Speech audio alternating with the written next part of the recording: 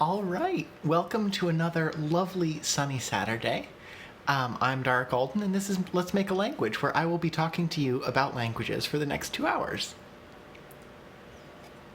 So, first things first, about 90 seconds ago, I put this link on the About page for the channel.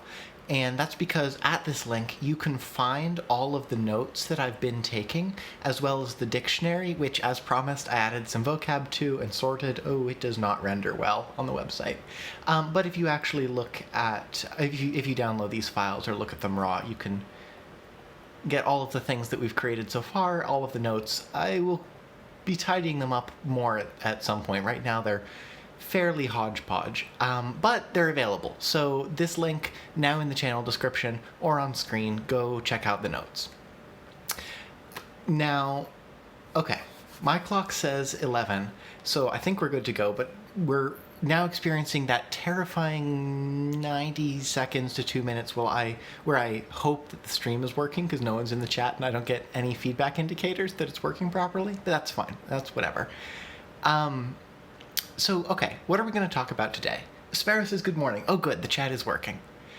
What are we going to talk about today? We're going to talk about some of the things from last time that I said we would talk about today, and then basic grammar for nouns. I'm not going to get into all of the stuff that you can do with nouns, but just enough of an overview that we can actually begin constructing our first example sentences. Grace says, haircut, yes, well spotted. I have been wearing the same long hair for a long time, and I figured that I might as well see what short hair was like. This ended up a little bit shorter than I wanted. I'm going to try one of those styles that's kind of puffy on top and short on the sides, but we'll see how it goes, and you'll get to watch my hair grow over the course of the next few months. So, okay, so diving right in, last time the main thing that I said we would talk about next time was the causative or ergative that people had been talking about. Like when we were talking about grammar, people had ideas for indicating not just that an action occurred or how it occurred, but who made it occur, right? That's the causative. That's not only like, I broke the window makes me the actor in that sentence, makes me the subject of the sentence, but also like Tom made me break the window, right? Now we're kind of shifting things over. Now Tom is the one causing the action. And people wanted to be able to distinguish whether actions were, at the behest of someone else, happening naturally because of time or the passing of seasons, happening because of divine intervention, etc. So, which in a move that will not surprise anyone, I went to reference the Wikipedia article on causatives to learn more about how to do this, and it's actually kind of fascinating. So some languages indicate the causative just as a separate case. So that's one of the things we're going to get into with nouns. The same way that verbs can be changed for tense, aspect, mood, or not changed for tense, aspect, and mood. Nouns in many languages are changed for case, which is really just the role that the noun takes in the sentence. So, for example, in English, we have like the subject. I still can't spell. I'll get better at spelling. With the subject, we have the object. Sometimes we'll have the indirect object. And in English, those are indicated by their position in the sentence, right? Like the difference between Sally threw the ball and the ball threw Sally is just what order the words go in. So, okay, so that's fair enough. Not all languages use word order in that way. Sparrow says that Gazebo Gal on YouTube has a nice short video about cases. Yes, excellent. I'll see if I can find those and put them in the notes for this time when I post them. What was I saying? Oh, right. So cases. So English, indicates cases with the position in the sentence. Other languages indicate it by changing something about the noun, like that's how Latin works, for example. And when you do that, it's called declining a noun as opposed to conjugating a verb. And other languages will handle it by doing things like marking on the verb what the noun that came right before it is. But those the two I mentioned first, the position in the sentence and actually modifying the noun by adding a suffix or otherwise modifying it, those are the most common ways to indicate case. So one thing that we could do for this language, right, is we could add a causative case, and we could either make it required so that for every sentence you have to say, who it was that caused the sentence. Or we could make it optional so that there's a short way to specify it when you want to specify it, but you don't always have to. Or we could do something maybe more interesting, which is the causative is in some sense modifying the verb. So we could make it not a kind of noun at all. We could analyze it grammatically as a kind of adverb, changing the verb, so that we would say something like, I broke the window in a time-passing-y way. So where was I going with this? So we've got lots of different ways that we could indicate the causative. Generally, it's applied to a noun, not always, and sometimes instead you'll modify the verb. That's actually something that English does. Like, for example, the difference between rise and raise is whether or not like an agent is doing it, right? So like the cup is rising, but I am raising the cup. So we could do the same thing and then have like a multi-way distinction for people versus time versus gods. So those are the two options I want to explore right now. Actually, I'll put this up here. So we're going to get things started off with audience participation with a little bit of a vote. As I talk about other things, go ahead and put your votes in the chat for causative being something that is a change to a noun, something that changes a verb, or something that has a particular position in a sentence. Yeah, so, okay. Well, I wait for people to vote on that. What else? So ultimately, the end goal that I wanted for today is to get our first example sentences going, because once you have an example sentence, it's a lot easier to play around with grammar. Because you can start off with very basic sentences and then expand them over time to cover more complex grammatical topics, but you can also see, how a particular grammar change would actually look in your language.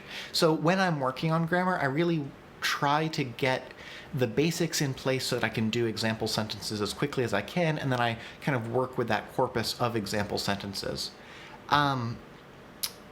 I might have just gotten disconnected from the chat and or the stream. Please hold that thought for just a moment while I make sure that I am connected to the stream. Let's see.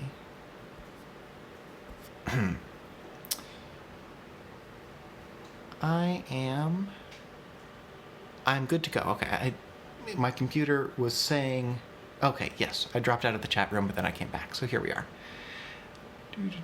Okay.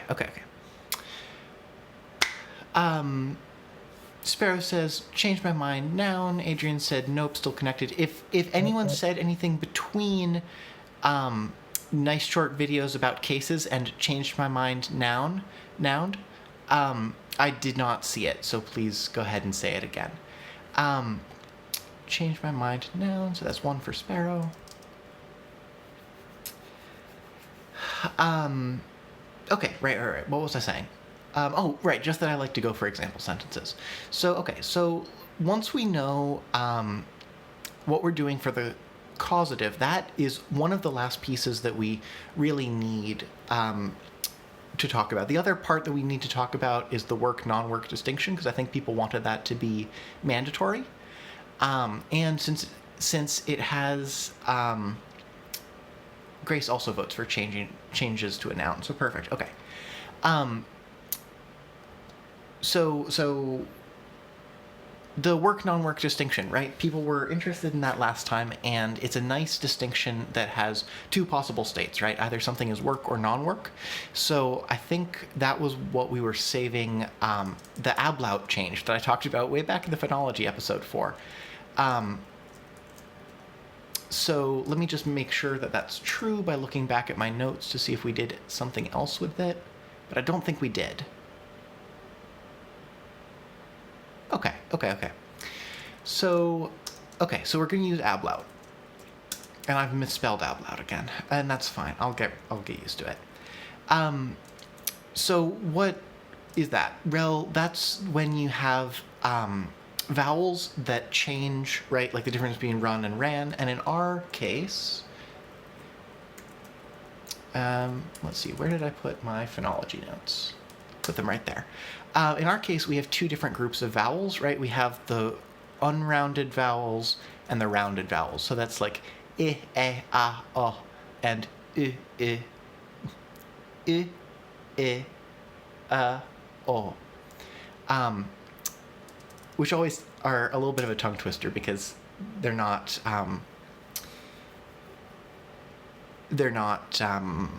words. They're not common in English. So, okay.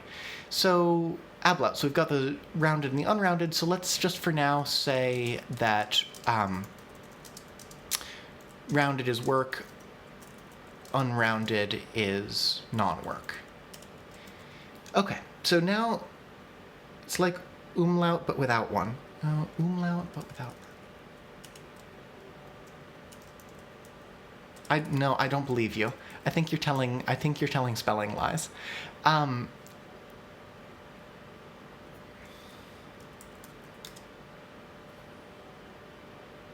okay. Yes. Okay. So now I'm going to call voting on the causative finished. We're going to do the causative as something that changes a noun. So that's nice because one of the other things in grammar, when you have one kind of change that gets used for something, that same change will often, but not always, indicate other things. And what I mean by that is, like, if you have one particular case that is marked by changing nouns, it would be unusual for other cases to be marked with word order.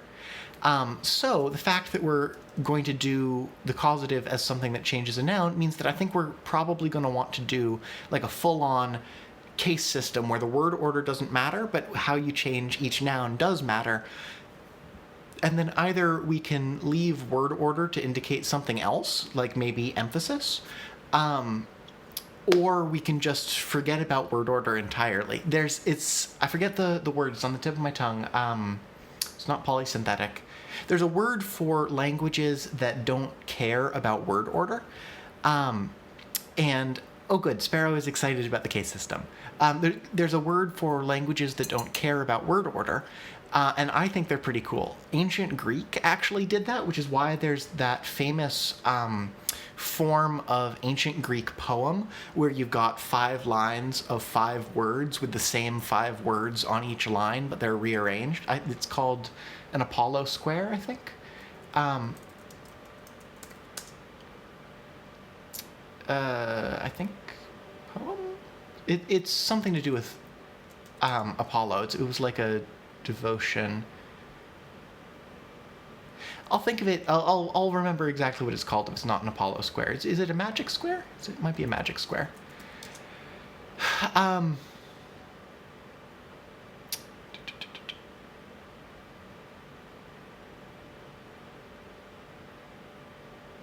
I was thinking of sator squares. No, but that's Latin. Okay. The point is, ancient Greek, didn't distinguish word order. Modern Greek does, but there are still a few modern languages that don't. For example, a lot of the Aboriginal Australian languages don't distinguish word order, which was apparently super frustrating for linguists when they were first studying Aboriginal languages, because they would, be trying to write down what people were saying in order to record it, and they would ask someone, they would ask someone to repeat what they said, and they would say the same words but in a different order, which was amazingly frustrating for the linguists trying to take notes. Grace says anapiat? Maybe? That's not how you spelled that.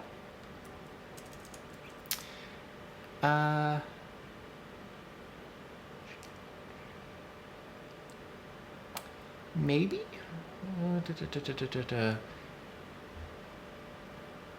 5 stanzas of 5 lines each. Oh, no, that sounds a lot like a villanelle. I'm thinking of, well, let's look at the visual template, but I don't think it's an anapiat.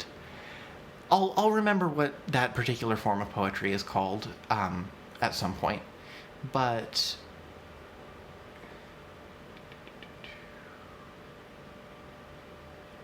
this is not a visual template. Oh, there we go, visual template. Oh, that's very pretty.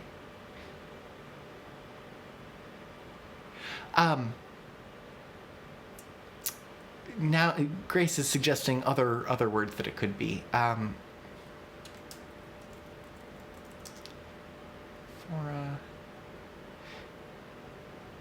No, I don't think that's it either. I will think of it. It's not particularly relevant anyway, and we can talk about. I want to specifically. So, like when you're working on a language, obviously first you have to get down like basic vocabulary and grammar, and even before that, basic phonology. But there's a bunch of fun stuff that you can do once you have those, and one of those is poetry, because poetry is kind of contradictory, right? Like sometimes there are more rules for poetry, like rhyming and scansion, but you can also break some grammatical rules or bend them in poetry. And so figuring out what the poetic forms are in your language is actually a lot of fun, and is something that you maybe don't think about, because like the concept that poetry has to rhyme is absolutely not universal. There are people who do poetry where poetry has to have lots of words that start with the same letter, or where it's all about scansion and not about rhyme. So poetry is a great topic, and I want to do I want to do a dedicated episode to that later. But I feel like I've been sidetracked. Oh, right, we were talking about cases, right? So we've got one case being indicated by changing a noun, so all of our cases are probably going to be indicated like that. So what cases are we going to have? Well, we already know that we want to have a causative. It's not anaphylaxis. Grace is suggesting anaphylaxis for the name of that poem, and it's definitely not. So for cases, we know we want to have a causative.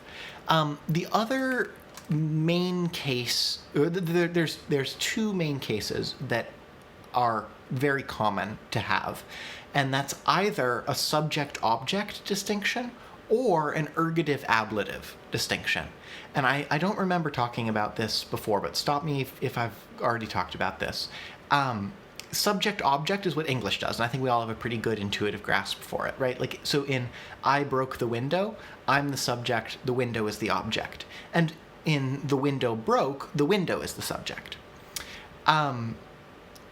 But some languages don't divide it up like that, like where it's always the noun that is being mentioned that is the subject. Some languages instead break it up into an ergative and an ablative, which you can think of as the one taking action and the one having action taken upon them. Meaning that in languages that make that distinction, which I think includes Turkish, I broke the window, I would be the ergative, the window would be ablative. But in the window broke, the window would still be ablative, because it is still having breakingness done to it. It's not taking action itself. So about 2/3 of languages use the subject-object system, and the remaining 1/3 use the ergative-ablative system. But basically every language uses one or the other, because those are the most basic cases that get used all the time. So I'm tempted to go with the subject-object distinction, just because we already have a way to indicate, whether an action that's occurring is really someone's fault with the causative. So, like, for example, if we were saying, the window broke because it was so old, then we could use the causative for like time. So like the window broke because of time, and that kind of already indicates that it's not the window that's driving the action. So I feel like the ergative ablative distinction would be redundant with the causative.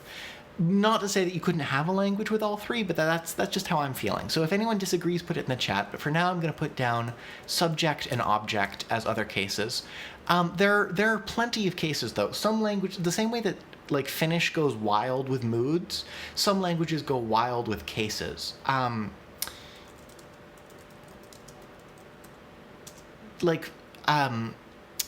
Sarah says, I speak wisdom. Yep. Latin is probably most famous for having lots of cases, but there are some languages with even more. Let me see. Yes, okay. There's this thing. This is using slightly different words, but this is a list of what cases languages tend to include in what order.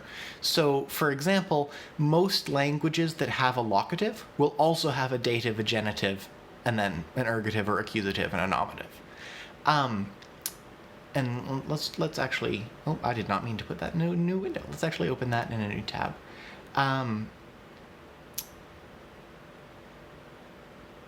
Okay, that's not a very long article, never mind. So what are all of these cases? This is turning into another tense aspect mood sort of video. Nominative is what I've been calling the subject. You'll find these there are different words used for different cases because the ones that are being used here on Wikipedia come from Latin. But I don't think that they're descriptive, and I have difficulty remembering them, so I use these words in my own notes because I think subject is clearer than nominative. Grace says if we have a locative, the particle which makes it should be pad. Thank you, Grace. But okay. So we're doing nominative, and accusative is the word for object or direct object. So those are the two we're using. So we could stop there. We could stop with causative, subject, and object if we wanted to, or we could include others. So the genitive here. Let me actually just, we can go through these. We can go through these. So genitive is interesting. That's used for like possession or other ways that a noun modifies another noun. So like, for example, if I was talking about, the end of my arm, well, end is a noun, or the end is a noun, right? So the end of my arm could be expressed by talking about the end and then putting my arm or just arm in the genitive.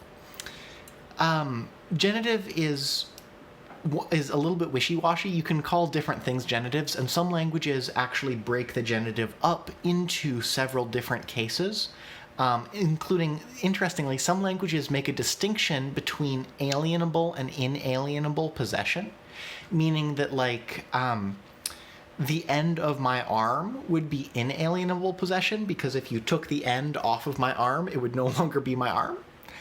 Or it would no longer be, like, the end of my arm would have a new end. Whereas if instead, like, I say this is my cup, right? If you took the cup away from me, it would no longer be my cup. So some languages distinguish alienable and inalienable possession like that. Sparrow says arm's end sounds like a small, dark cul-de-sac. I like it. Clearly we should use that as a setting. But okay, so genitive is about possessing or modifying another verb, and it's kind of wishy-washy. Dative is what we would call the indirect object. It's what the action is, not what the action is being done to, it's who's getting the result of the action. So actually, no, that's not indirect object. It's who's getting the result of the action. So if I give a book to David, then David would end up in the dative case. Locative is I think, pretty fun. Locative is where is the action taking place. So if I was saying, like, I ran a marathon at Waterloo, Waterloo would be in the locative case. Prepositional is used with prepositional phrases. So, like, if I ran a marathon through the woods, then the woods would end up in the prepositional case. And then the instrumental case is another one that I think is great fun. That's what am I doing the action with? And in particular, that's like if I killed a deer with a spear, then the spear ends up in the instrumental. So, okay, so those are the most common cases. There are a bunch of them, though. Basically, any way that you can think of to distinguish how a noun relates to the action in a sentence, you can make a case out of it.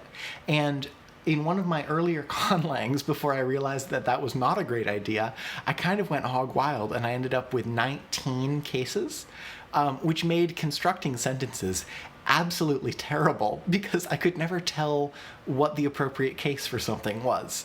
I distinguished between, like I had a separate case for things that were required to complete the action, things that made the action easier, the tool that you performed the action with, and the motivation that caused you to perform the action. All which you can make it work. It can be fun, but if you're going to do that, just be prepared to have constructing sentences get a lot more difficult. So, okay. So now that we've seen an overview of common cases, feel free to shout out uncommon case ideas in the chat, but let's also have a vote. This is a multi-vote, so you can vote for as many of these cases as you want. And we'll include the most popular few.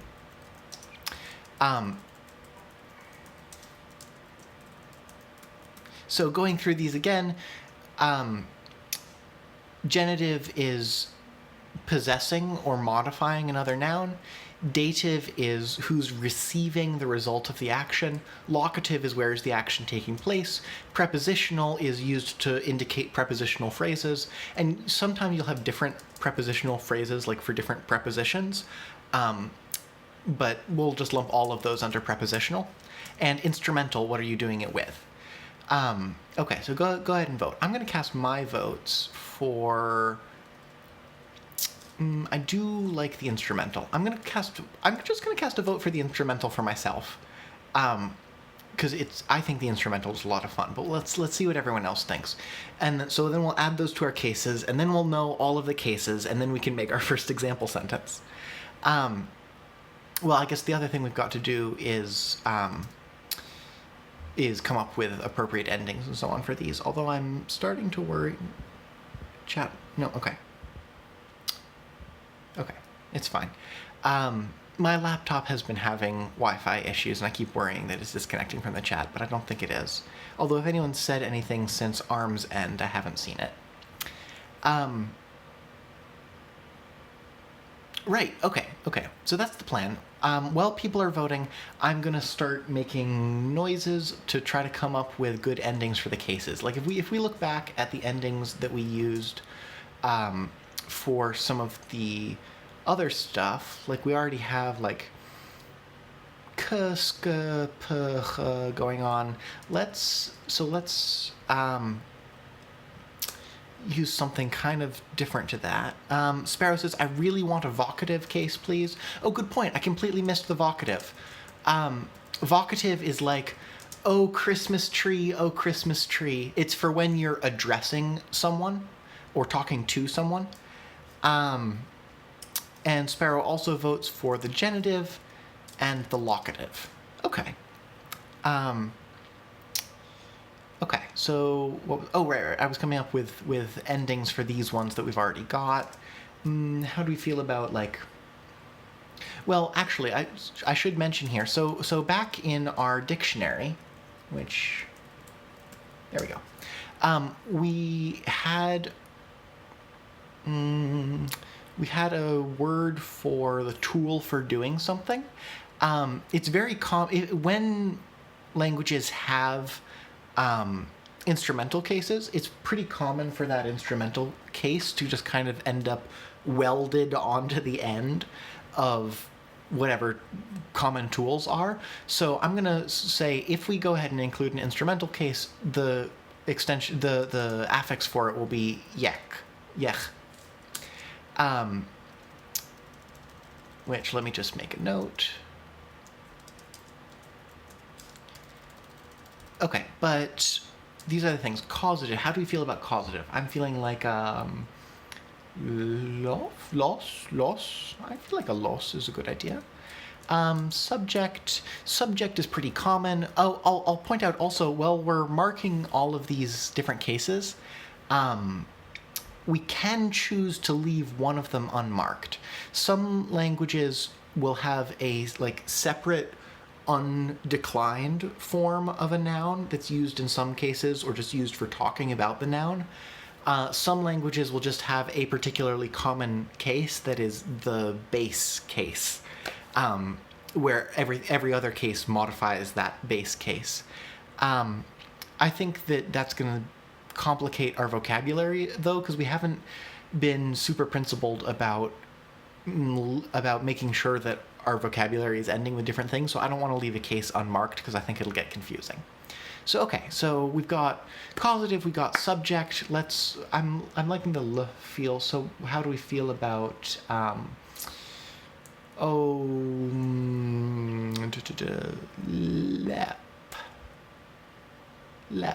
lep, and then leptine. Let's just make it tin, I guess. Latin. How do you feel about Latin? Okay. I don't see anyone else voting, so I'm gonna just go with these 4 cases that we wanted. So that'll be the vocative. I'll come back to doing endings for it.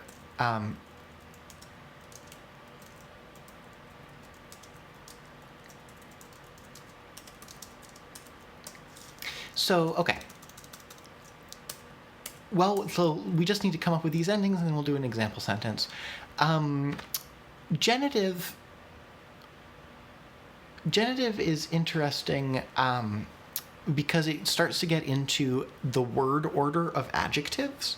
There is this distinction in languages between head final and head initial languages. That is, languages that tend to put the head of a sentence at the beginning versus the head of the sentence at the end also tend to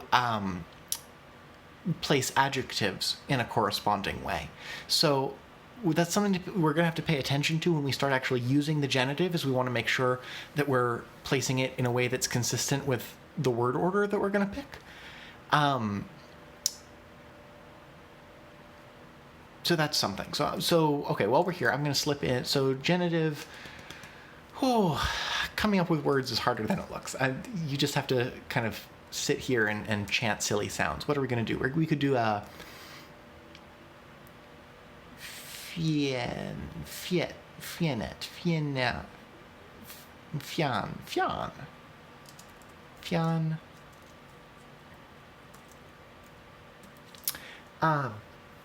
Vocative. So vocative is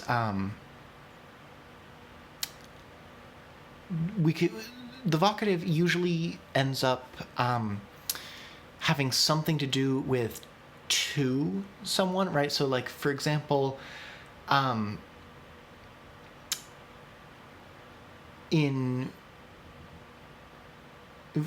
example, if you had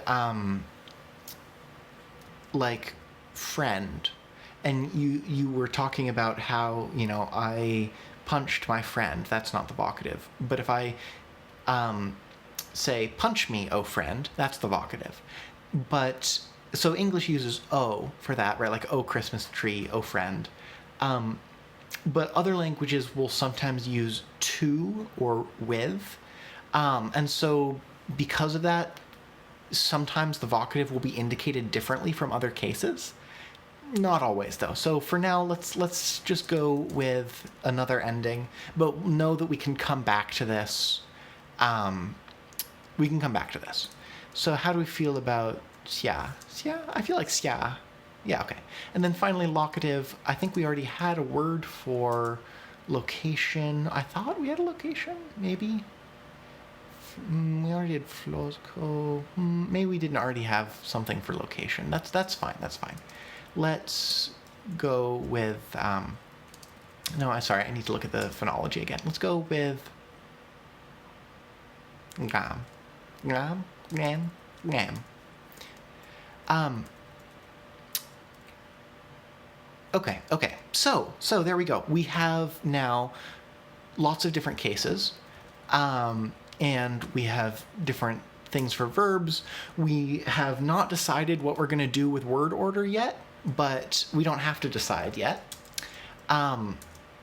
So that's the wrong way. I wanted to divide the window that way. So let's start putting together an actual honest-to-goodness example sentence. So what do we already have? We haven't done any pronouns yet. So I want to come back to pronouns later. So for now, we're not going to use any like I, me, you sentences. Instead, we'll have to come up with a name, and we can tell a little story about the name. So let's use the name Sam. Sam, that's a simple name, and it fits with our phonology. Okay, so what is Sam doing? Sam is catching meat.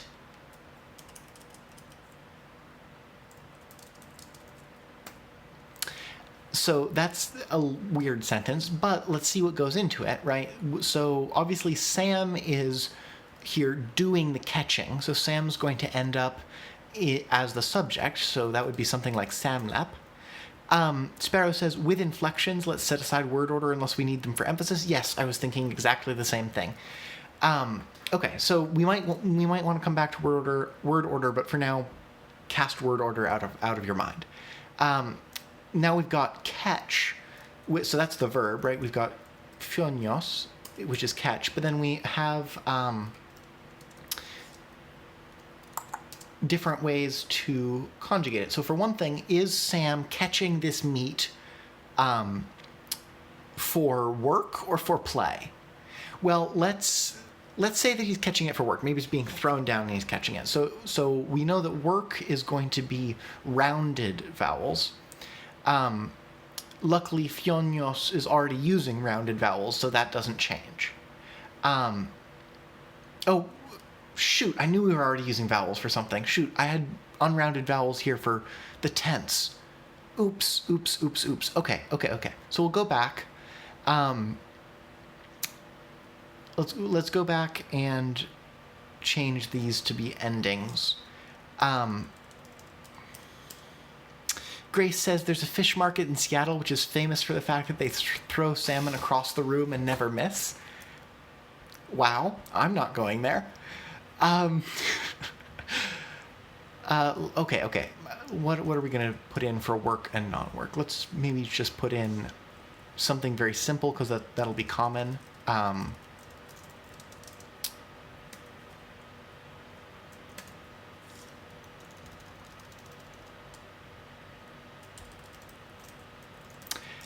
Non-work and non-work.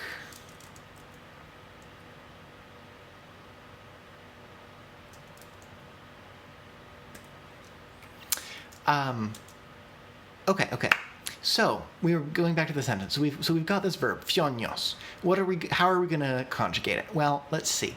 So we've got tense here. We're saying Sam catches the meat. So that's present tense. So that's going to be rounded vowels. It's already got rounded vowels. We're good to go. Now, aspectually, we're not saying that he's doing this continuously. We're not saying that he's doing this habitually or anything like that. So let's go with the simplest, uninterrupted aspect. So that would be the static perfect, right? That is, he's not continuing to do it. He has finished doing it without being interrupted or with anything else strange happening. Now, okay, now I know I'm disconnected from the chat because it says connecting to the chat. So, okay, so well, bear with me. I'll finish conjugating this and hopefully the laptop will recover from its little Wi-Fi problem. So static perfect, we don't add a suffix. Okay, good. Mood or evidentiality. Oh, we didn't come up with endings for this one. So we'll have to come up with that. But let's see. So Sam catches the meat. How do we know this? Well, let's say that we are watching Sam catch the meat. Maybe we're writing a book from an omniscient third-person point of view. We're indicating that we know very strongly that Sam catches the meat. So what are we going to do for an ending for that? Well, okay, so we have a lot of endings that we've put in so far, and we want to make sure that the endings are distinct enough that they don't get confused. Although obviously endings that go on verbs and endings that go on nouns can't really be confused. Although that actually gives me an idea. So the locative, right, indicates where something is taking place. And that can be broader than just like, in France, right? That could be something like, it is taking place near a tree. It is taking place near me. It is taking place, away from the ocean. Okay, I've reconnected to the chat room. If you said anything since the fish market in Seattle, I didn't see it, and I'm very sorry. I'll figure out what's going on with my laptop's Wi-Fi before next episode.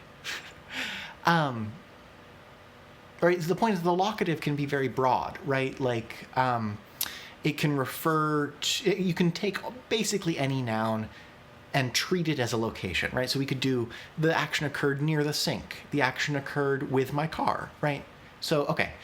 So what if we just reuse the locative suffix for the saw it with my own eyes evidentiality, essentially saying, like, I was there, I saw it.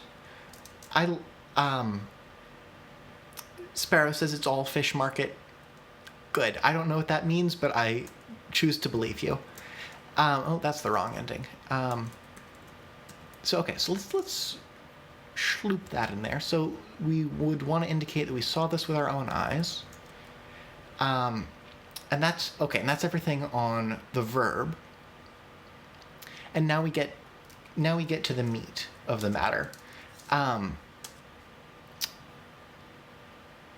Meat we've got here is flosa, yes, and then we're going to put it in a particular case. So here the meat is what is being caught. It is the object of the sentence.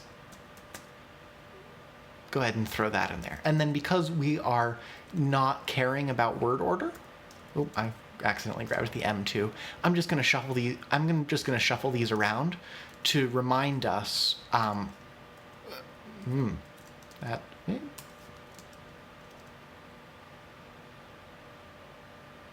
gotten things horribly confused. Yes, there we go. I'm just going to shuffle the words around so that we remember that word order does not matter. Now, okay, so now you're looking at this example sentence and you're like, wow, that's unreadable, because this being the first sentence that we've made, we don't have any intuition for what sentences look like or for how to pick them apart. So, how do you deal with that? Well, there's this convention among conlangers about how to write your example sentences, which is first you write the sentence that you're translating, then you write the sentence that you're translating, but with attached all the grammatical information that your language needs, followed by the actual word itself. So what we would do here in order to make this more understandable is we would add in a middle explanatory sentence saying something like the meat as the object of the sentence, Sam as the subject of the sentence, catch in the present, indicative, personally observed, static, uninterrupted. Perfect. Right, and so that's a little bit unwieldy, right there. But by doing this, you can clearly see how you go from the sentence that you're translating to the result of translating it. And if you're working on a conlang that has its own alphabet, like obviously because I'm doing this on the computer, I did not want to spend the first 70 episodes making custom fonts and getting them to work and so on. So I've just been using Roman characters for everything. But one of the fun parts of conlanging that we're not going to talk about, but that you might very well be interested in, is actually creating a writing system, an alphabet, an abjad, or something more complicated. I should actually note, there's this great website called Omniglot, which it does what it says on the tin. It has all sorts of information about different languages and different constructed languages as well, but it focuses on writing systems. So you have questions about writing systems, like what they can look like, what various languages do, how they change over time. I highly recommend checking out Omniglot. They've got lots of these pages that show you like what the writing system for a language is, along with examples of what it looks like. And it's a really great resource. So when you're interested in doing a writing system, check out Omniglot. And when you're interested in doing a writing system, on the fourth line of your examples, you can put the sentence in the writing system itself, right?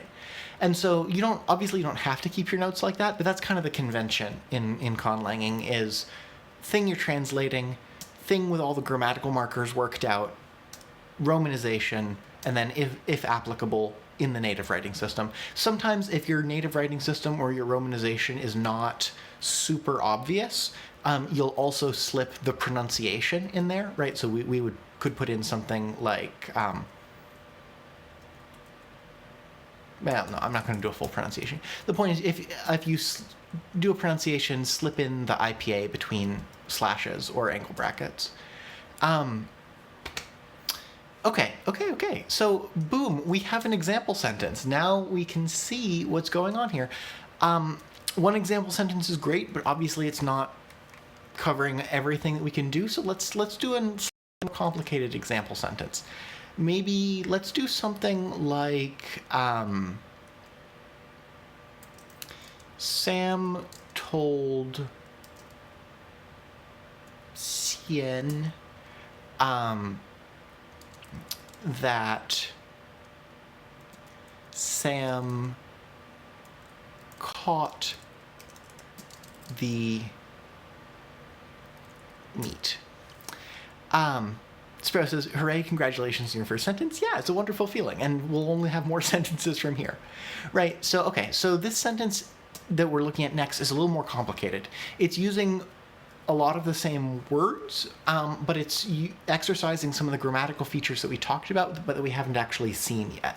So in English, we had to express this sentence using like a whole clause, right? And the verb is actually told here, right? Like Sam told Xian that, and then a whole nother clause. But with our evidentiality system, this is one of the big benefits of evidentiality systems.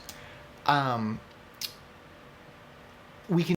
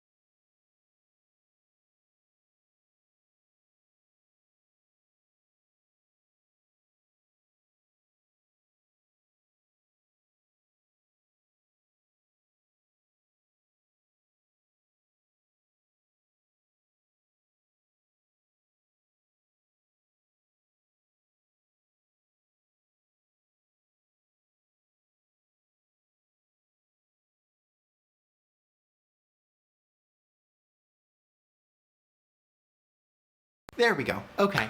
I'm so sorry about that. Something happened. I think my phone might have overheated, which is helpful. I'm using my phone as a camera. It works okay.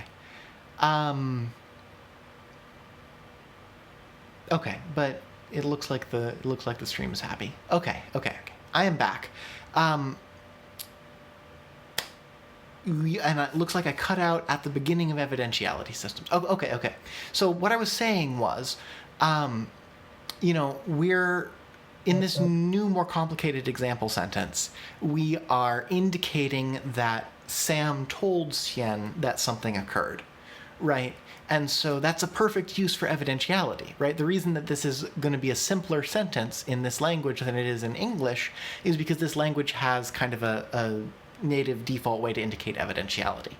But then I realized that we didn't put down a case for where we got the information from, even though since evidentiality is explicitly marked, that's a super reasonable case for this language to have. So the same way that we've got the locative informing the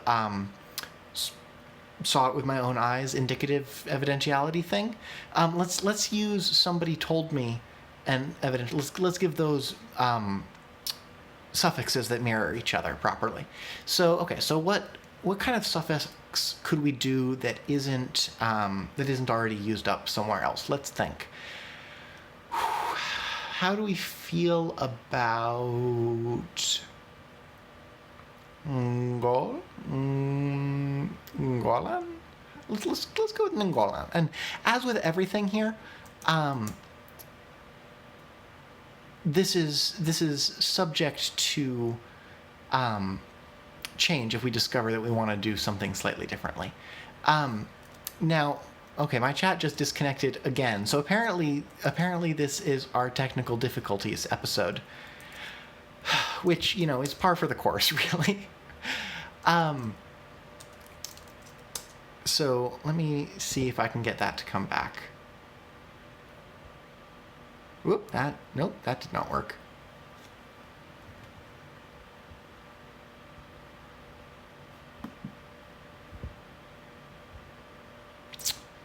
Yep. I sure do not get to see what anyone in the chat is saying. Oh, okay.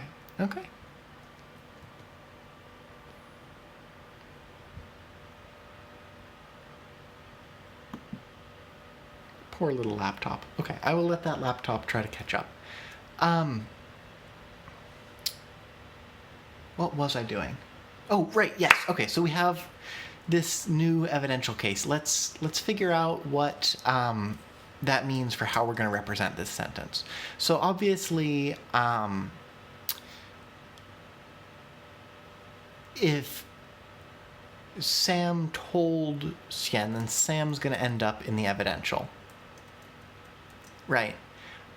Sam's also the subject of the sentence, though, right? So we're going to have Sam in there twice. What else? Actually, let's remove Xian for the moment. Let's just say Sam said and leave it unspecified who he's saying things to. Oh, good. Connected to the chat room again. I'm so sorry about these technical difficulties. I really do apologize. Hopefully I will have the laptop issue sorted out for next time, and now I know, I think, how to prevent the camera from overheating. What was I saying? Oh, right, okay. So we've got Sam in here twice. Once as the source of the information and once as the doer of the action.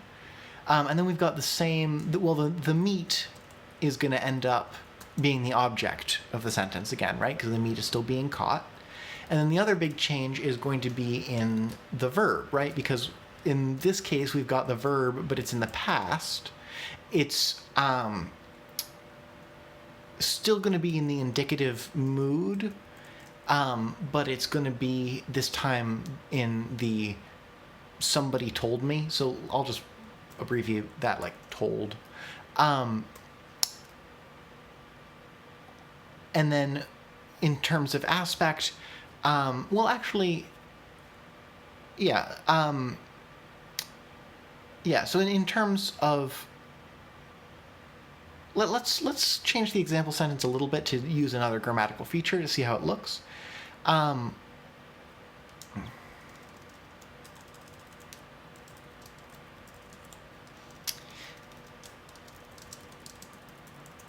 Right, we had this whole interruptedness. So let's actually use an interrupted this, right? Okay, so it was interrupted, but it was still perfect in the sense that it wasn't happening multiple times or habitually or anything like that. So okay, so what does this look like? Well, we end up with Sam in two different cases. So right, so we've got the two Sams. The meat ends up being exactly the same.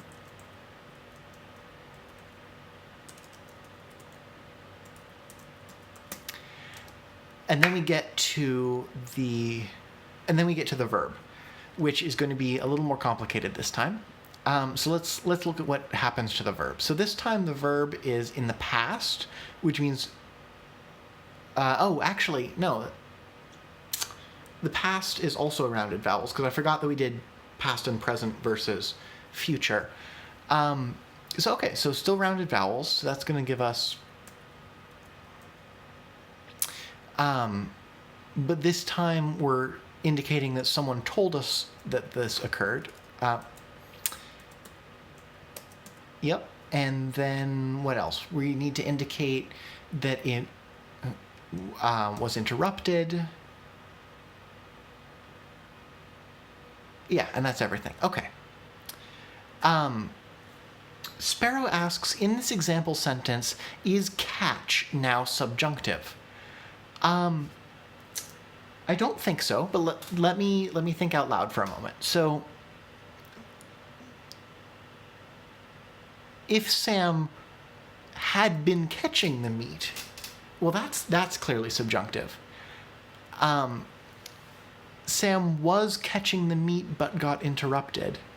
I don't think that that's subjunctive because it's still indicating that something that really did happen, right? So that makes it a realis mood, but the subjunctive is an irrealis mood. So I don't think that it is subjunctive. Now, of course, as we talked about, you can draw the boundaries for moods in different places. So if you had a language where you were using the subjunctive more broadly to cover anything that like never finished or never finished really happening, then you could analyze it as being subjunctive, but I don't think that fits with what we did here. So that gives us another example sentence, which looks pretty similar. I'm gonna, just for fun, I'm gonna try to pronounce this, and you can all laugh. Snamgolin samlep flossan resletin fionios ngolanka. That's something. The thing that I think this is... the thing that I think has made this... the thing that I think this has made obvious is that it is maybe a little too obvious that meat and catch are directly related, because it makes the sentence feel very, very bork, bork, borky to me. But as with any language, you'll also build fluency with time. Where did I put... There it is. You'll also build fluency with time. So if you get used to reading these sentences aloud, then over time you'll get more fluent. So let me just try saying this a few times to get into the flow of it. And I'm going to read the first example sentence and then the second one. Flossangesletin samlep fios nosserem. Samrolen samlep flossangesletin fionios ngolanka. Samrolen samlep flossangesletin fionios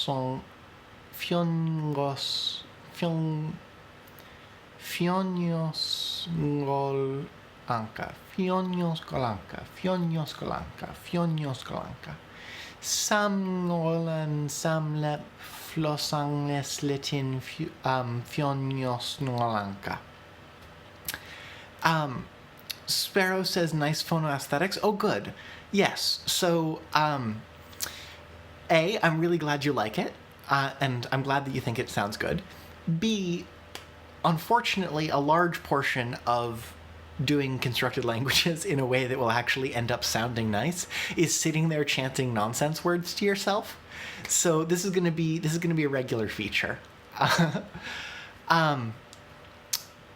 But okay. So we now have two example sentences.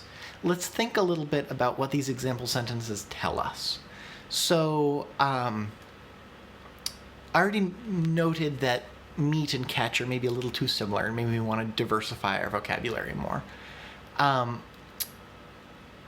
But I think this also indicates exactly how much is going on with verbs, right? Like we've really just got tense, aspect, and mood going on, but aspect and mood includes evidentiality in this language, and mood and aspect are both complicated, so that's not a bad thing.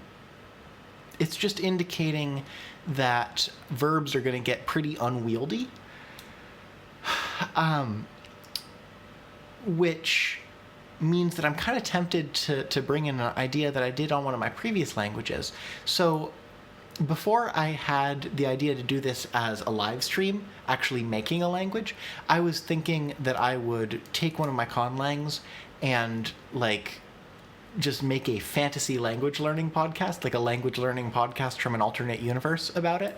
And that idea didn't end up panning out because I think this is a lot more interesting, actually, and I think I have a lot more to say about this. But in the course of doing that, I worked out some more details for a conlang called Bialve, which I've already stolen some things from for this language. But Bialve was intended to be easy to learn while still seeming kind of alien, and so it included some interesting grammatical features. And one of the things was that it used modal auxiliary verbs for every verb, and there was only one modal auxiliary, and it was quite short. And so basically that means that you would attach all of the conjugation of the verb to the modal auxiliary verb, and that has some interesting things that means you can do with sentence structure. So I'm tempted to do the same thing here, right? I'm tempted to come up with some very short verb, maybe something like na, right? Or maybe not na, how do you feel about cha, right? Come up with a verb like cha, stick all of the suffixes for verbs on it, thereby keeping the actual verb of the sentence kind of apart. So I'm not quite sure if that's what I want to do yet. So let's actually try it. Let's try both of these example sentences using that instead and see how that changes the sentence. Right, so then you would get something like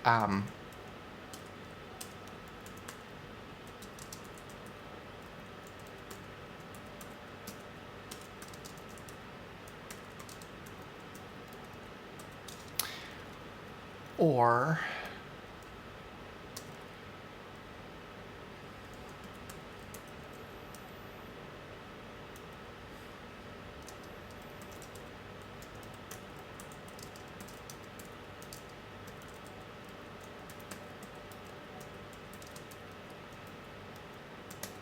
so what's maybe not immediately obvious here is that I kept the rounded vowels on the verb itself, but that's not a bad idea. If we make the rounded vowels agree on cha as well, so just for a reminder, here's the correspondence between rounded and unrounded vowels. I typed the wrong character there. There we go.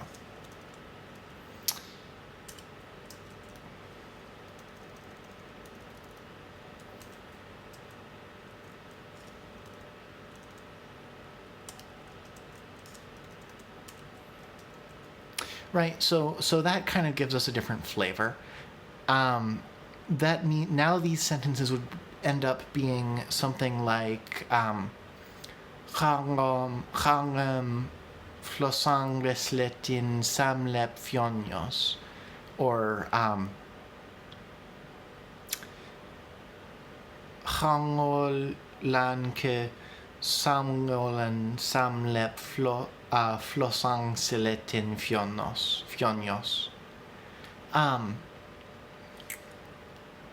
don't know. I like the sound of that better, I think, because it prevents you from getting. I mean, you can still get long words like flosangeslitin, right? But you don't get long words that are kind of made up of more complicated parts like fionios nolanka. Well, actually, maybe fionios. Now that I've adjusted to actually reading words, fionios nolanka that's not that bad. So, okay, I'm genuinely torn here about whether to go with the cool idea about the modal auxiliary verbs or whether to forget about them and just go with normal verbs. So let's put it to a vote.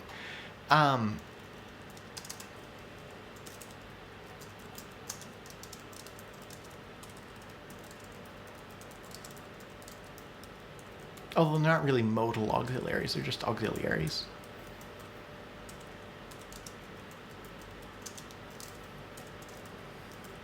Okay, so I'm going to talk for a little bit about how auxiliary verbs work and how they can structure sentences, and also about converbs. But while I'm doing that, please feel free to go ahead and put your votes in the chat. If no one votes, I'll go for using the auxiliary verbs, I think. But if people have a preference, I would much rather hear that preference. So while you're voting, Sparrow says no aux verbs, yuck. Okay, fair enough. Auxiliary verbs get used a lot in languages that don't have flexible adverbs, right? And so, like, English uses modal auxiliaries to indicate mood and tense information. There's no reason in principle that you couldn't do that with adverbs instead, right? And you'll actually look, if you actually look at languages, you'll see that ones that are very loose about the definition of adverbs tend not to have modal auxiliaries for anything, whereas otherwise languages do tend to have them, although they don't tend to be mandatory, right? Like auxiliary verbs, they're called auxiliary because they are extra, right? They're additional verbs in a sentence to clarify its meaning. Most languages don't have any required form of them.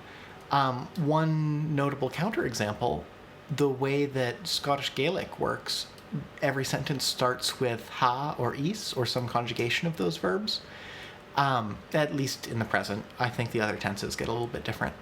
So it's definitely a thing that some languages do. It's just not super common. So why am I taking the time to talk about these, and what are converbs? Well, converbs are really quite interesting, actually.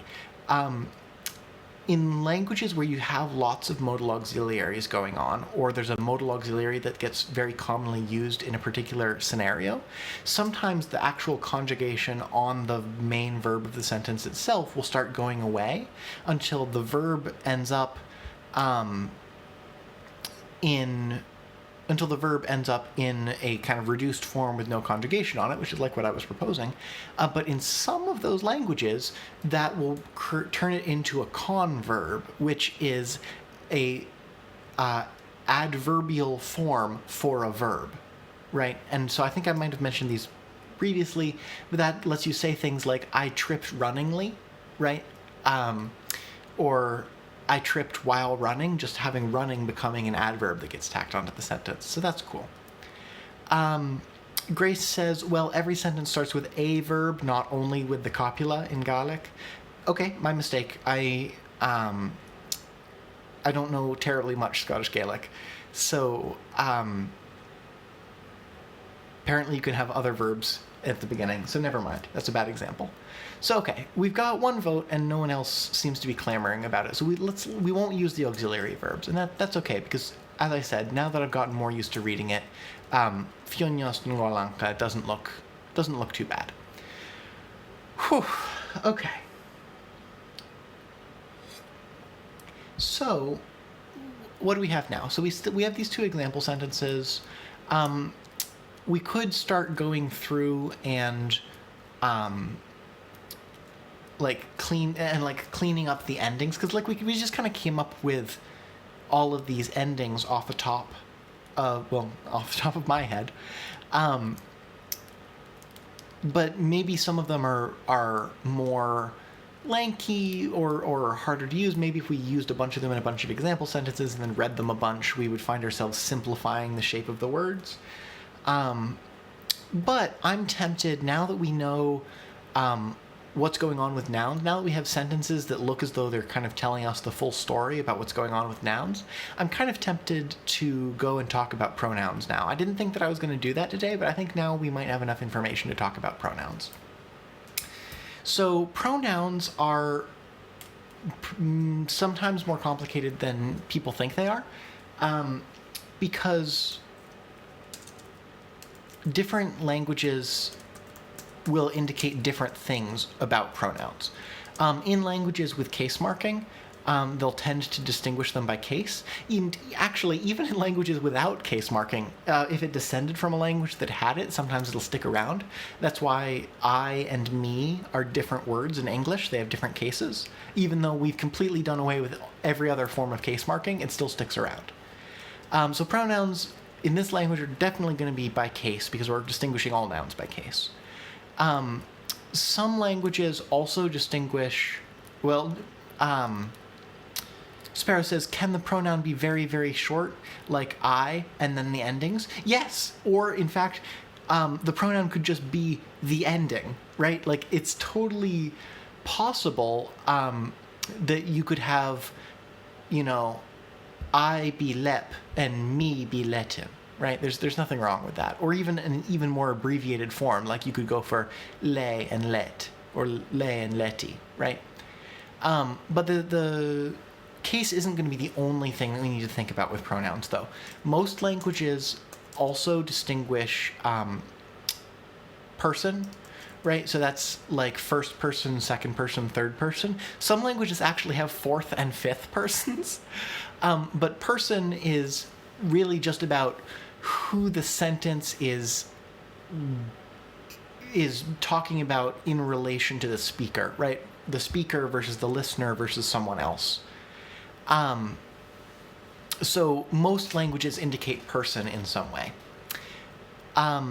Sparrow says, what are the fourth and fifth persons? I'm so glad that you asked. So in languages that distinguish the third and the fourth person, the third person will be for someone else who is present, but who is not being directly addressed. And then the fourth person would be for someone who is not present. So, for example, if you were in a situation where it is disrespectful to directly address the emperor, because that would be too much, then you might have a language where you would turn to the emperor's aide and say, would the emperor like to purchase my painting? And put the emperor in that sentence in the third person. Whereas if you said, would Willy Wonka from Tennessee like to buy my painting, that would be the fourth person, because Willy Wonka is not there. In languages that distinguish the third, fourth, and fifth persons, the fifth person is usually used for someone who is unknown. So, for example, you might use the third person for someone who is present but is not being addressed, the fourth person for someone who is not present, and the fifth person for someone who you do not know whether they are present or not, or you don't know specifically who they are. So, for example, if I were announcing the winner of a mystery raffle, right? Before I look at the winning raffle number, or before the person with the winning raffle number comes up, I would be using the fifth person to address them because I don't know who they are. Grace says, the unknown, that would be Snorbort Zangox over in Waycross. Yes, him, right? He's the fifth person. So yeah, fourth and fifth persons. Sparrow says, to whom it may concern. Yes, exactly. That is a perfect use of the fifth person. Or it's sometimes in English you'll use they, them. So they, them in English is kind of overloaded because they gets used both for plural people and for not gendering singled persons and for unknown single persons. So, like, for example, if I was saying that someone ran over me with their cat today, I said their cat. And that's not because, like, maybe the person presented as being very obviously feminine, but if I'm not specifying who it is, I still use they for that, right? Because if I came up to you and said, someone ran over me with her cat today, like that is grammatical, but it doesn't quite sound as nice as someone ran over me with their cat today. So distinguishing unknown from known persons is definitely a thing that some languages do to different extents. I will say fourth and fifth persons are fairly uncommon. Cross-linguistically. There's nothing wrong with them. We can definitely include them in pronouns if you're interested, but their fourth and fifth persons are way less common than some of the other things we've been talking about, like extra cases or moods or what have you. So, right, so that's person. Many languages, but not all languages, distinguish pronouns also by number. Meaning, like, was it one of you, two of you, three of you, etc.? Some languages also distinguish pronouns by clusivity, which, if you learn one new word today, there's your new word, is clusivity. Basically, that only applies to first-person pronouns, and it's the difference between inclusive and exclusive we. So, right, if I have a buddy and I say, hey, we went to get hot dogs, that is exclusive we, because I'm talking about we, but not you. Whereas if I say, hey, buddy, we're going to go get hot dogs, that's the inclusive we, because I'm including you in it. So some languages distinguish the clusivity, the inclusive or the exclusive we. Some languages don't. Sparrow says, is there ever only two, self and not self, or present and absent? I'm not quite sure whether you're asking about clusivity or if we've jumped back to talking about fourth and fifth persons. I think you're asking about clusivity. I've only heard of two, inclusive and exclusive, but let me think about what it would mean to have a third one. I mean, maybe you could have a separate way to indicate us and anyone who cares to join us, indicating that you could join us if you wanted to. That would be interesting. Sparrow says two persons. Two persons. Are there only ever two persons? There are usually at least three persons. There's a first person, a second person, and a third person. At the very least. Every language that I'm aware of has those three persons. Although I guess there's no particular reason that you couldn't collapse the second person and the third person together. That's what you were... No, that's what you were getting at in your question. You were asking, is there ever only two? Yeah, so I now that I'm thinking about it, I'm not aware of any language that does this, but I don't see why you wouldn't be able to have first person and then all other persons. I think that distinction would work. You might need to include additional words to indicate when you're specifically addressing a listener, but if you already have a vocative for that, then maybe you could just use the vocative for that. I like that idea. So, okay. What else? Pronouns often also vary by grammatical gender, or by animacy, or by it's on the tip of my tongue. This one's less common.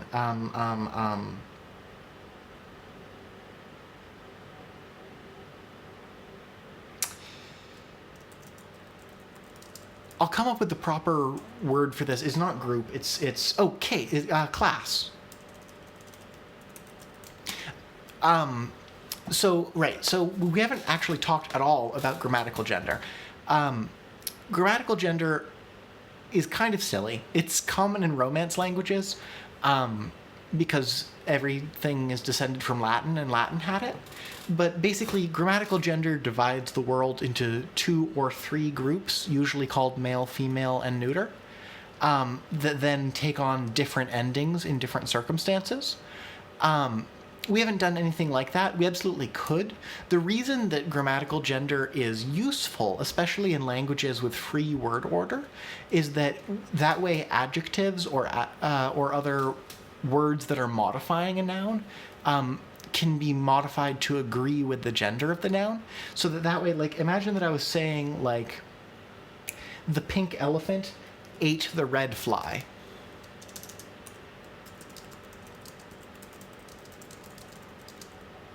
In English, we know that pink goes with elephant and red goes with fly because the word order says that they have to go together.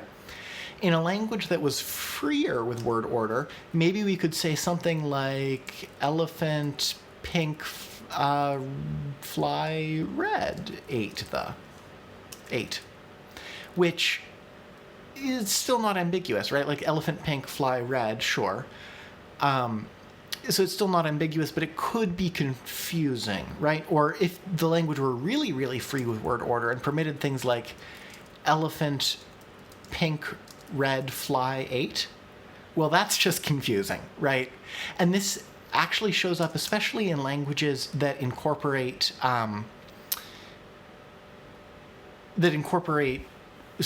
adjectives that were derived in different ways.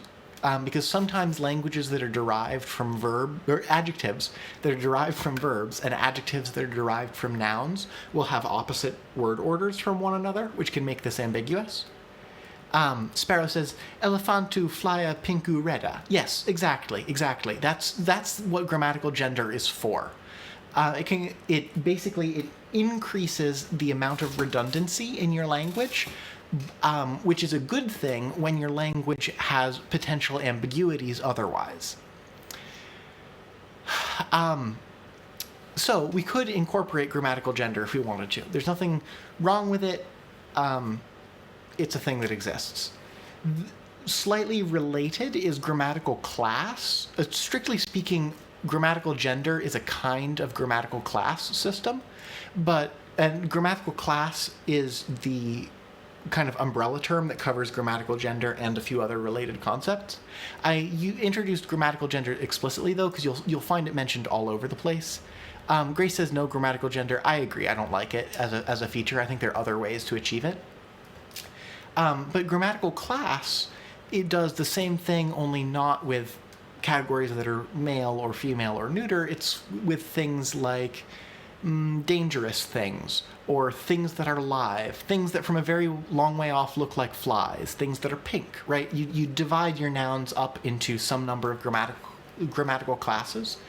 And usually languages that don't do grammatical gender will instead have a grammatical class system with 4 or 5 or more classes. I think Swahili has 8. And you can basically you can have lots of fun with those classes. You can basically make them be whatever you want them to be, right? Like there's a book called Women, Fire, and Dangerous Things, which is named after one of the grammatical classes in Swahili.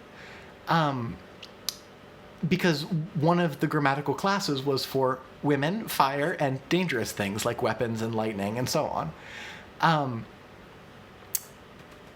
Grace says Japanese has 3 which are not obviously distinct. One of them is rod-like objects. That's interesting. Adrian just shouts gender at us. Oh, that's so gender. Yes, well. So the point being that if you want to, you can do grammatical class. I'm also not interested in doing grammatical class, frankly, because I don't think it's particularly interesting, but you definitely can, especially if you have a language that otherwise ends up too ambiguous. So that leaves us with animacy for words that I've just written down without explaining. Animacy is whether or not an object is animate, right? So, for example, English does this a little bit. We have separate pronouns for inanimate objects, like it's pink, versus animate objects. But English doesn't distinguish animacy anywhere except pronouns, right? Like, there's no difference between saying the rock broke the window and I broke the window. Like, we don't change anything else about the sentence. So some languages will distinguish animacy only in pronouns. Some languages will distinguish animacy all over the place, right? Like, there will be separate animate versus inanimate forms of different case markings or something like that.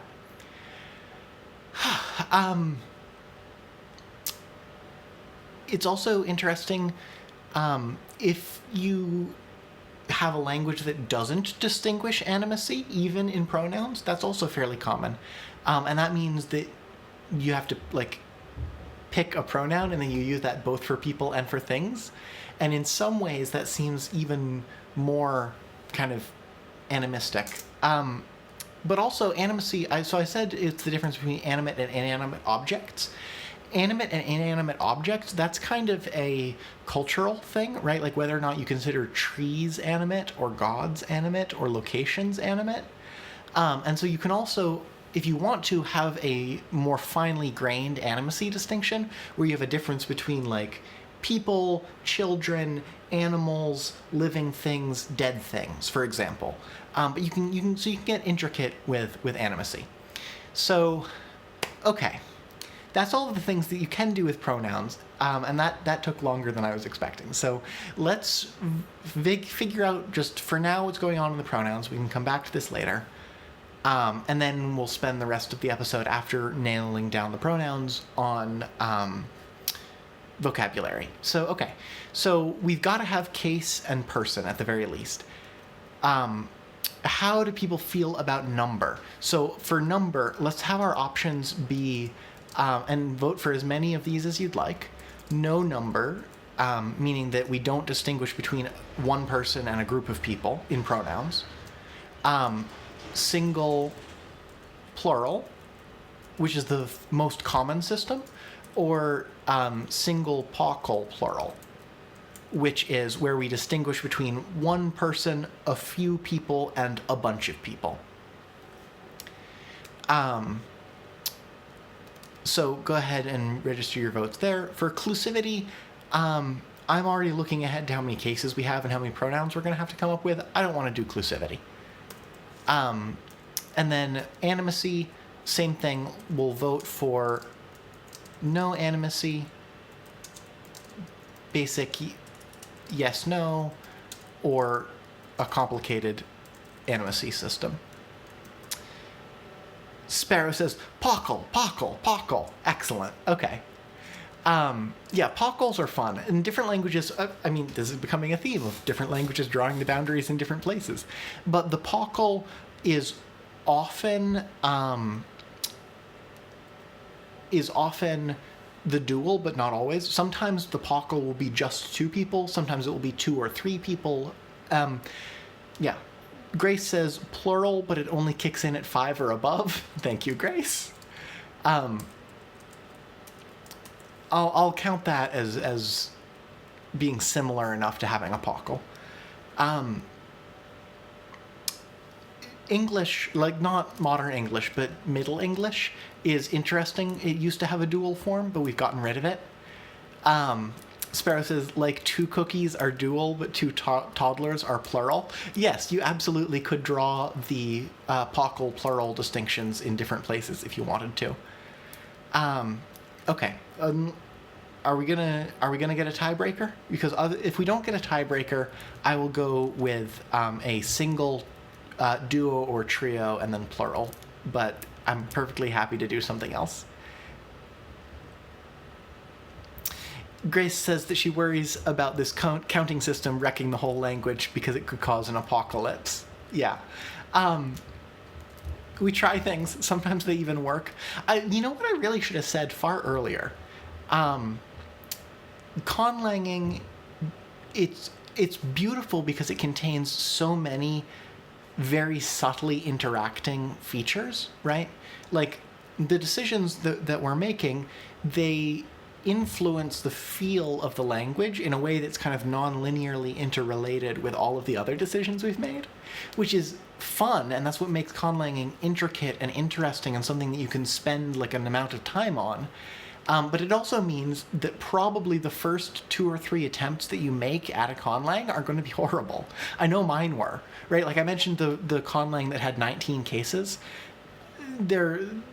I've started first drafts for maybe 4 or 5 different conlangs, and of those, there's like 2 that I'm okay with, that like I don't feel like I made serious mistakes with.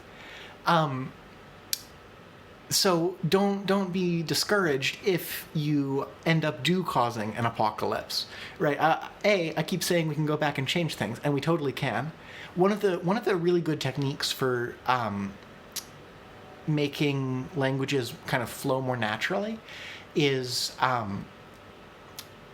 taking your first draft, doing it ends up a little bit weird, and then simulating the process of language change by calling that like old whatever, and then simulating middle whatever, and then simulating new whatever. And by the time you get through new, you can kind of grind away, wear away some of the imperfections while leaving the structure in place, getting to reuse lots of your notes.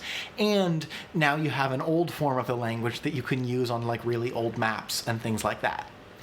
So, yeah, don't be too worried about apocalypses. And I realize that I just took that joke as a excuse to moralize, but okay. So I'm not seeing any tiebreaker. So I'm going to say for number, we'll go with a single pockle plural system where pockle is let's go with 2 to 4. But maybe those numbers can be different. Like if you want to exaggerate and like say, oh, there were so many toddlers, you can just use the plural, that sort of thing. Animacy, no one's chimed in on animacy. So let's think about how many pronouns we're going to have to come up with. So we have 1, 2, 3, 4, 5, 6, 7, 8 cases. I'm going to go with the basic 3-person number system, 3 persons, and then 3 numbers. So that's 8 times 9, which is 72 pronouns, and that is a lot of pronouns. So I'm going to say no animacy distinction. Let's forget about animacy. Now, 72 pronouns is a lot, and so here's where we get the benefit. So last episode we said that we were going to do an agglutinative language, and that means that we don't have to combine everything that can be combined into single endings. That we can chain endings together. So let's say pronouns just take case in like the completely normal way with the regular markers, and we can add exceptions later if we want to. So let's come up with just 9 short pronouns for person and number, and then just give them case markings like normal, and that'll give us a reasonable number of pronouns. Sparrow says yay. Yes, yay. Okay, so what have we got? So we've got single, pockle, plural, and then we've also got first person, second person, and third person. So okay, so these should be short. It's okay if they're ambiguous because they're going to be clear from context. Well, not ambiguous with each other. It's okay that if these are like taking because like there's a limited number of short words because we've got a limited number of sounds that we can make, right? That's okay in this case because pronouns get used so often that they are frequently the shortest words in the language. Look at things like I, me, you, etc. So okay. So what can we do? So let's do simple things. We can do pay, and then some maybe like te. And the other thing is pronouns, because they get used so frequently, they're also going to try to spread out as much as they can through the space of small words. So it's a good idea to make them subtly different. But that said, the single and the pockle, I'm going to make relatively similar to one another for two reasons. One is that that'll if we make them differ mostly by palatalization, then that makes palatalization more important to the pronunciation of the language, which can help remind us that we're supposed to be saying like pe and pie with a noticeable difference between them. But two, the thing that Grace said about how she wanted a plural that only kicks in at 5, if the single and the pockle are similar, then you have places to go with that, right? Like you can merge them into a single thing. Maybe they end up merged only in the third person or something like that, right? Actually, now that I say that, I kind of like the idea of that. So, okay, so let's fill out the rest of this table. What else have we got? What else have we got? We've got,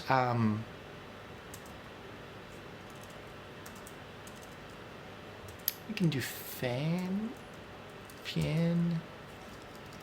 Well, actually, let's stick on, fiem, fem, fiem.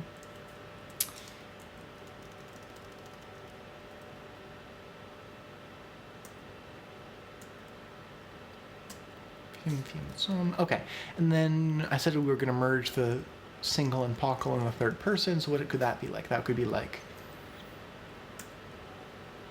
ko, ko, koi. Right, is that, no, that's not quite permitted. Kos, kos. Okay, so these are, let's go with these for our pronouns, and let's think, are these too similar? Pe, fem, pe, fem, pe, fem. I think those are pretty different. Pie, fiem, pie, fiem, pie, fiem. If I say one of them with like my mouth kind of mumbled, like, I think that's still, I think that's still kind of audible. So okay, but what about something like, I think fem and nen might be too similar. So let's maybe use our ability to insert differences.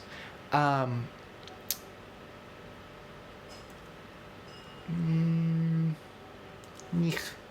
Yeah, okay. Fem and nich definitely don't sound like one another.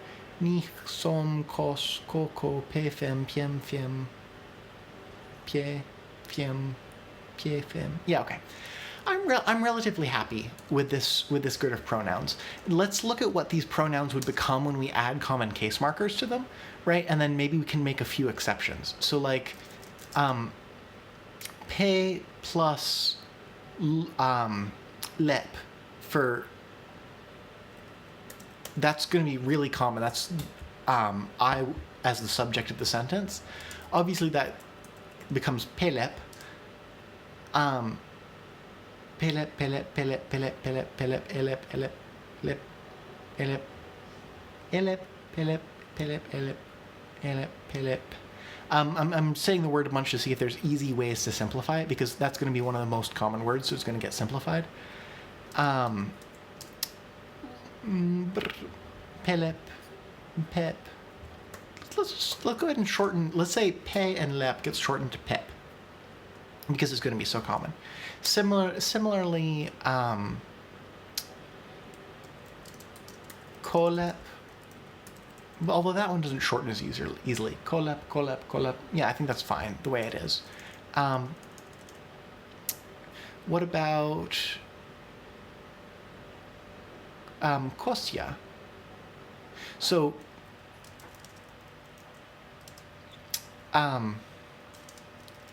if you do third person plural plus vocative, that's essentially the equivalent of, well, no, that's not hey you, because that would be, yeah, okay, so never mind. But if we did do hey you, that would be, what was the vocative? The vocative was xia. That would be like femtia, femtia, fecia. So yeah, let's do, let's abbreviate hey you, because that's going to be common. Same thing with somtia. Well, somtia, somtia, somtia, somtia, somtia. Let's make that somtia, another irregular.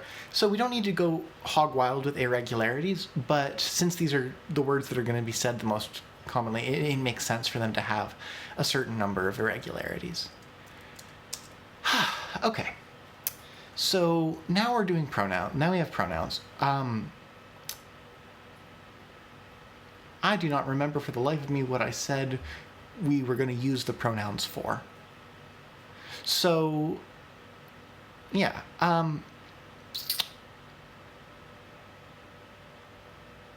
Let's do one example sentence with the pronouns so that we can see how they get used, and then we'll go on and spend the rest of the episode, although it is already, we only have 20 minutes left. Okay, quick example sentence, and then we'll do the rest of the episode on expanding our vocabulary. So, okay, so let's see, what's an example sentence that we can talk about? We can talk about how, I hit the rock, right? So, hit here, that's kitet. But then, so if we're going to do this in the present tense, that becomes rounded, right? Because we're saying that present tense is rounded, so that actually becomes, actually, I do not remember. I set up key bindings on my computer to be able to type all of these special characters. I cannot for the life of me remember what I set up to type that character, but also that's not the character I needed anyway. Q, tot, Q, tot. Right, okay, and then what else gets indicated on verb? We were not interrupted. We're saying that it is static dynamic, or static perfect. Mood, I'm saying, if I'm saying that I did it, then I saw it with my own eyes. Yeah, okay, that's good. So now we just have so here, well, this is the subject, that's one of the irregularities that we said we would do, right? And then finally, if we go back and look at the word for rock, that's kolef. And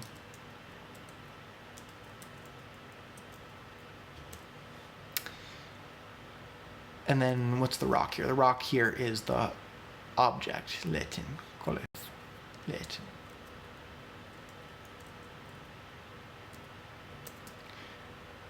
So that would be, oh wait. So I'm changing all of the vowels here because of vowel harmony. So we've got here kutenlam, kutenem, pep,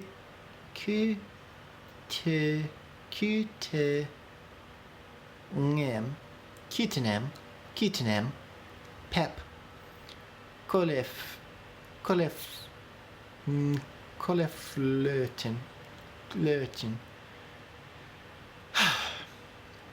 koleflöten, kutetngem, pep, koleflöten. Okay, I'm going to need to say those words a bunch. I think I might be overemphasizing the roundedness of the vowels, but I will get used to it. But I think that works out pretty well. Like, the pronoun was obviously not obtrusive there, but I am liking the way that these sounds are coming together. So okay, so we have only about 15 minutes left in the episode. Let us spend it expanding the dictionary. So, what other words do we want to come up with? Well, cracking my spine. What other words do we need to come up with?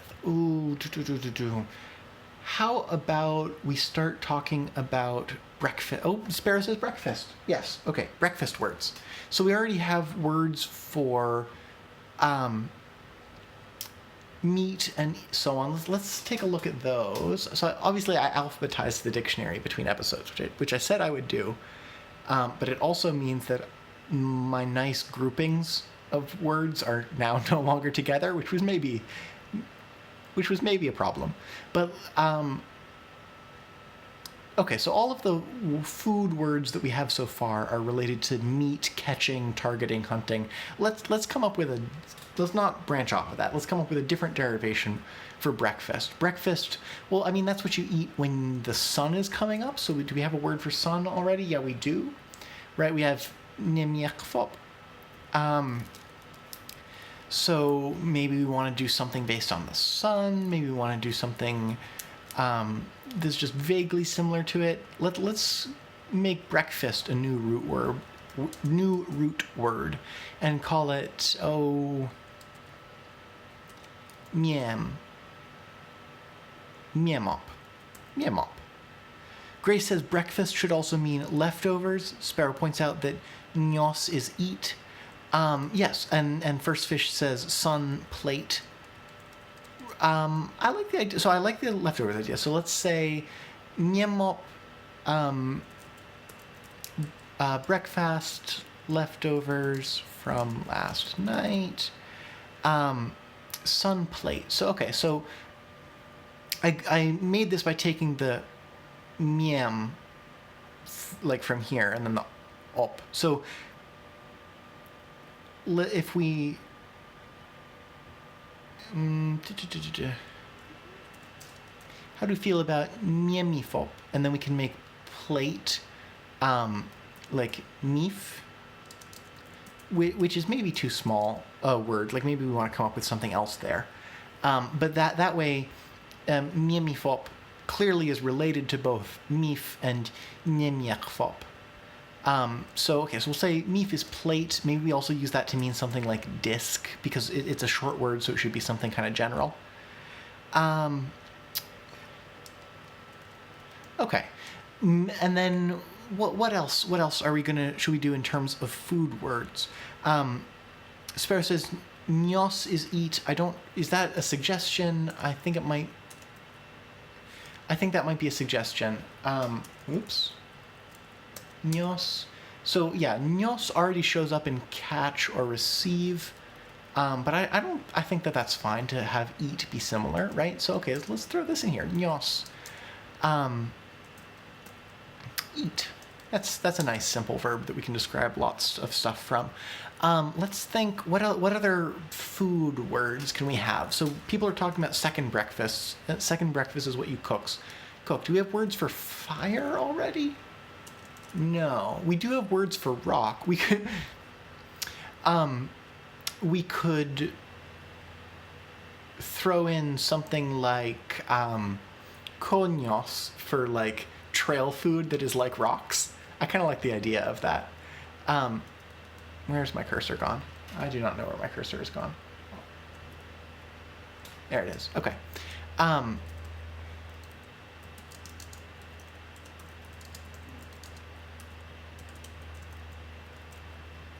We need a word for fire. I was thinking exactly the same thing, because once we have a word for fire, we can talk about cooking, we can talk about hot breakfasts, and so on. So, okay, so fire is another thing that's kind of basic, and I feel like that should be its own root word from which we derive a bunch of stuff. Let's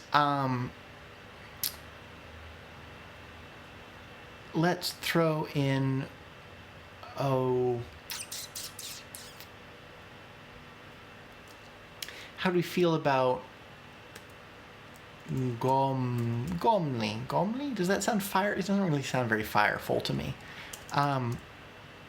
Goslik, kind of like Goslik. I feel like it should maybe be something with lots of k or t sounds in it, because that sounds like fire crackling. So how do we feel about Tolik? Sparrow says, how about a crackling sound? Yeah, right. That's what I was trying to work towards. I feel like Tolik, it's not perfect, but unless people, so as ever, when we're generating vocabulary, please feel free to shout out words in the chat. But for now, I'm going to go with Tolek for fire. and fire is so basic. I don't think we need to divide that up in a different way. But that also means that we can throw in. So obviously, all my words are getting scattered around, but that's too bad. But if we go with mif as plate, and we're using that to mean fires and things. Sparrow says tackle. Oh, tokli. Tolik. Oh no, that's what I have. Okay, yes, tolik. Okay, but if we're using mif as a plate, maybe we want to do something like tolik mif. I mean, that would literally be fire plate, but we could use that to mean like a hot meal. Right, by the same way that we use plate in breakfast. Hot meal,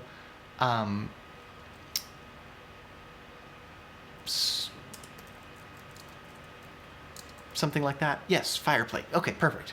Tolik mif. What else can we do with fire? Because we've got a bunch of derivation that we used on other words that we can reuse on fire. So obviously we could do things like throw in, if we did kotolek, that would be like the thing made of fire, but I don't think that's a word that we actually need.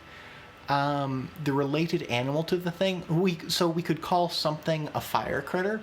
Well, what about lizards? I mean, lizards need fires, right? And I bet that they are only really going to come out when it's warm and or fiery out. So let's go with tolik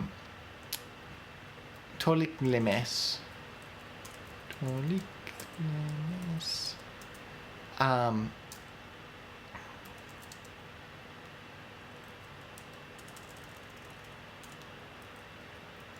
Fire lizard equals dragon, teeny dragons. Yeah, I mean we're doing this in a fairly fantasy setting, so sure, let's make these drakes, tiny dragons.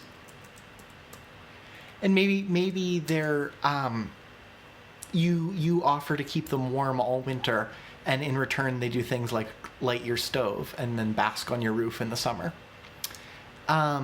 Grace suggests that the words for fire and stone should have a common derivation.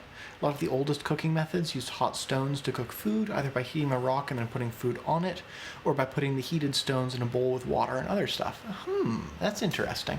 So fire we've got tolik, rock we've got löf. Although strictly speaking, I'm sorry, I've been neglecting my vowel harmony. This should be tolik.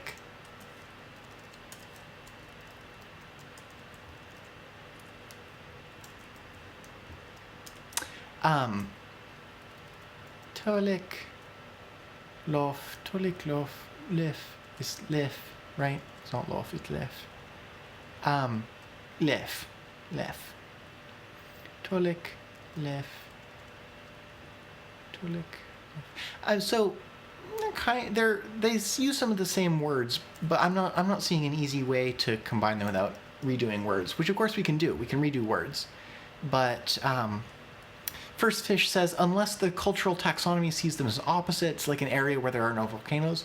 So a reminder, like this is all, because it's a good idea to have a culture in mind when you're actually making a language.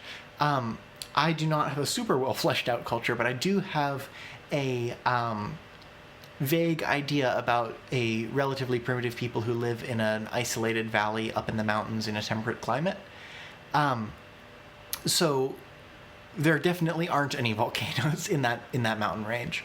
Well, I suppose that's not definite, because there are volcanoes in some mountain ranges, but I don't believe that there are any volcanoes in the region of these people. Grace says that suggests an F to K or K to F transformation. You're right, it does. So the thing is, sound changes are another whole fascinating topic that we can talk about when we're talking about language change. I'm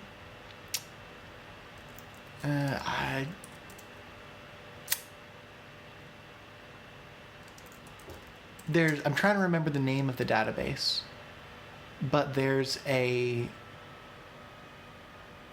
database that gets used. No, that's not it.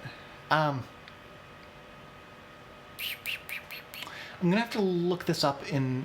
Oh, it was it was the archive Diachronica. Diachronica.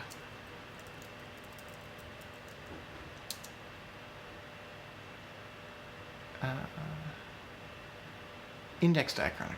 Yes.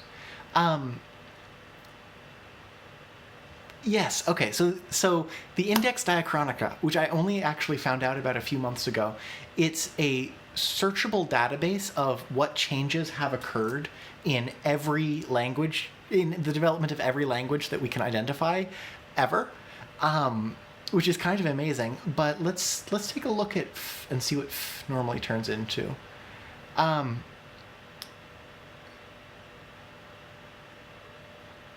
First Fish says sigh, so awesome. Yeah, it really is. There's a bunch of really cool resources like this. Oh my goodness, I haven't even. Okay, we're running out of time, so I'm not going to talk about it today. But next time I will talk about the. There's a. It's also on the tip of my tongue. It's in my bookmarks. I'll show it next week. Spoilers, but it's an index of common linguistic invariants. Like I keep talking about how something is like common in most languages, or most languages that do this also do that. There's a database of those that you can read through. I'll cover that next time. But for now, yeah, if you're interested in applying sound changes, obviously, basically any sound can change to basically any other sound, but some of those are more common than others, and you can identify those in the Index Diachronica. So let's briefly see: is there any way that F has changed into K directly in the database? Not that I see just from quickly scanning through it. So what about things changing to F? Maybe K changes to F? Oh, well, here we have PK becomes that letter. I'm going to pronounce that wrong. But that's a... So you've got P changing to F. So maybe we've got a K to F thing going on at some point in the history here. Well, yeah, here's a similar sound. That's to, which is not a sound I thought I would be pronouncing today.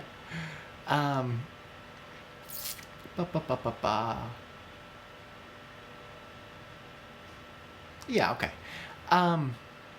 So the last thing, we've got 4 minutes left. We've got time for like one new word, and I am starting to get tired of calling it this language.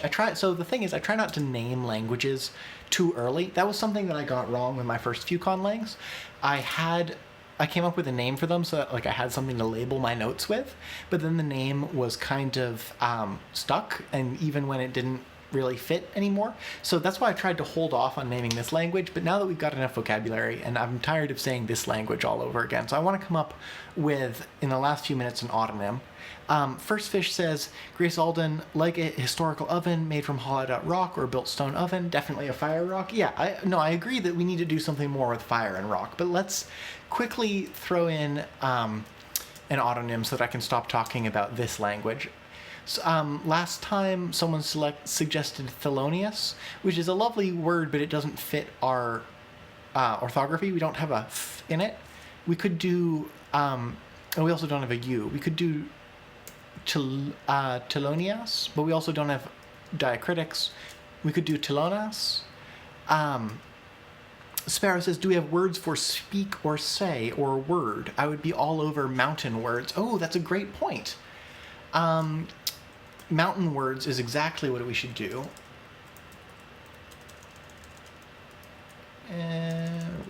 Okay, but it looks like we don't have we don't have anything about speaking, but we do have things about rocks, and rocks are kind of like mountains, but maybe we want to come up with a separate word for mountain. Whew. Rock words speak. Yeah, okay. So we've got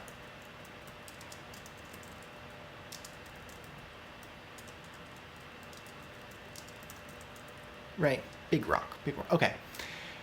Whew. I think misestimated how long an autonym would take, because you're right, those are excellent ideas, but we need to come up with words for mountain and speak in order to do it properly, and I have exactly 60 seconds left. So, okay, that'll have to wait for next time as well. This has been Let's Make a Language. Next time I'm going to talk about the Linguistic Universals Archive. That's the name of the other thing that I wanted to point out. I'm going to talk about making an autonym, and we're probably also going to get into a little more complicated grammar, like we haven't worked out what to do with adjectives or what to do with clauses, and so those would be some excellent things to look at next week as well. Sparrow says this was great. I'm really glad that you've enjoyed it. Grace says, idea, no word for rock, words instead for granite, sandstone, etc. Sure, yes, I like that idea. Sparrow, yeah, okay. So, yeah, that's it. This has been Let's Make a Language. I really am looking forward to seeing you next time, I should check what day that is. Today is the 14th, so our next episode will be the same time, same channel on the 28th of August. I can't wait to see you then. Bye. That was also the wrong button. Okay, I know how to stop recordings.